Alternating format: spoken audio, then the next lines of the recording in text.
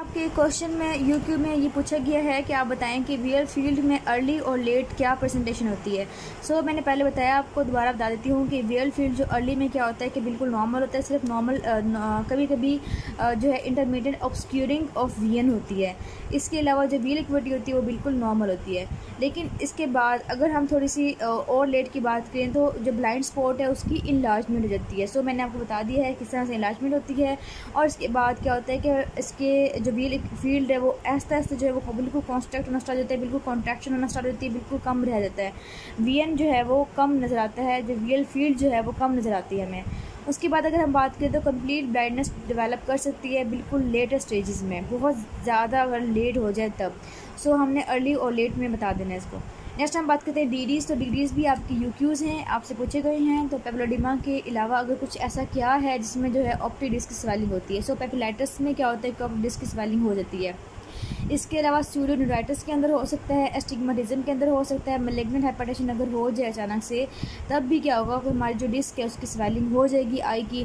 इसके अलावा central retinal vein की एक्लियन में भी ऐसे होते हैं और ड्रूजें जब डेवलप करती हैं तब भी जो है वो ऑप्टिक डिस्क स्वेलिंग हो जाती है। और हाइपरमेट्रोपिया में भी यही होता है। सो आप इसको याद कर लें। नेक्स्ट हम बात करते हैं इन्वेस्टिगेशंस की। तो आपकी इन्वेस्टिगेशन जो है वो जोगी में मेंशन नहीं किए हुए लेकिन जुतई में लिखे हुए हैं। सो आपने क्या करना है कि आपने जोगी में जो है इसको नोट कर लेना है। अगर हम इन्वेस्टिगेशन की बात करें तो सबसे पहले आपने क्या इन्वेस्टिगेट करना है। एक पेशेंट आपके पास आया है, उसने कहा है कि मुझे नोज़िया, वोमिटिंग, हेडेक है और जो है ट्रांजिट ऑब्स्क्यूरिंग ऑफ वीएन हो रही है। सो सबसे पहले आपने आईओपी चेक करना है उसकी आइज़ में टोनोमेट्री के थ्रू। टोनोमेट्री एक ऐसा प्रोसीजर है जिसमें हमने आईओपी चेक करना होता है। इसके अलावा हम उसको देख लेंगे अगर उसका जो आईओपी वो ठीक है या नहीं है। उसके बाद हम देखेंगे कि पेरीमेट्री जो है उसके अंदर कोई वीएल फील्ड डिफेक्ट तो नहीं है। सो हमने वो देख लेना है। इसके बाद बहुत इंपॉर्टेंट जो कि हमने साइंस देखे थे फंडस के अंदर, तो फंडोस्कोपी करना है इसके अंदर, ठीक है। फंडस की एग्जामिनेशन करनी है बाय फंडोस्कोपी।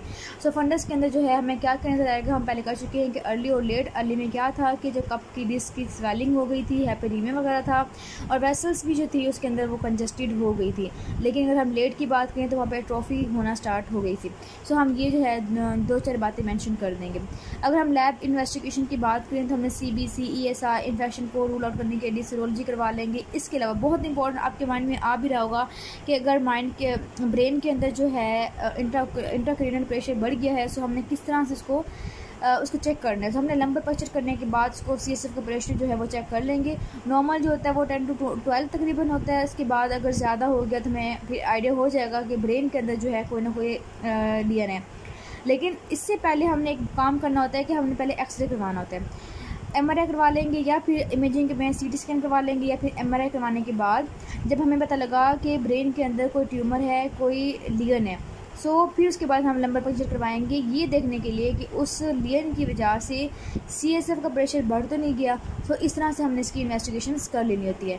इमेजिंग में इसके अलावा एमआरवी भी करवाती होती हैं और एफएफए भी करवाते होते हैं, फंडस फ्लोरेसेंस एंजियोग्राफी भी करवा लेते होते हैं। सो हमने ये इन्वेस्टिगेशंस में कर लेनी है। आती है इसकी ट्रीटमेंट। तो ट्रीटमेंट बहुत सिंपल सी है कि जो भी कोज होगी हम उसको ट्रीट कर लेंगे। अगर उसके अंदर हाइपरटेंशन है तो उसे कंट्रोल कर लेंगे, उसको कोई लियन है ब्रेन में तो ट्यूमर है उसको रिमूव कर लेंगे। सो जो हमने कोजेस पढ़ी हैं उसके अकॉर्डिंग हम उसको रिमूव कर लेंगे। अब हमने कहा कि मेनली जो इसका मोस्ट कॉमन कॉज होता है वो यही होता है कि इसके अंदर रेस्ड इंट्राक्रेनियल प्रेशर होता है। सो हम उसके कम करने के लिए हमने इमीडिएट स्टेप्स क्या लेने हैं कि हम उसे डायरेटिक्स दे देंगे। डायरेटिक्स में क्या हम दे सकते हैं, डायमॉक्स दे सकते हैं, ठीक है, ओरल। उसके अलावा हम रिपीटेड लंबर पक्चर करने के बाद भी उसे रिमूव कर सकते हैं। इसके अलावा वेंट्रिकुलर लंबो पेरिटोनियस शंट एक शंट बनाती है जिससे क्या होगा कि इस अंदर जो प्रेशर है ब्रेन के अंदर वो कम हो जाएगा। इसके अलावा ऑप्टिक नर्व की जो शीथ है अगर वो कहीं पे भी कंप्रेस हो रही है तो हम उसे डिकम्प्रेस करेंगे, ठीक है, ताकि जो हमारा प्रेशर है वो कम होने की वजह से क्या होगा कि वहाँ पे जो है सिम्टम्स रिलीव हो जाएंगे। सो आपकी ट्रीटमेंट भी जो है वो बहुत इंपॉर्टेंट है। सो आपने ये भी इसके अंदर कर लेनी है।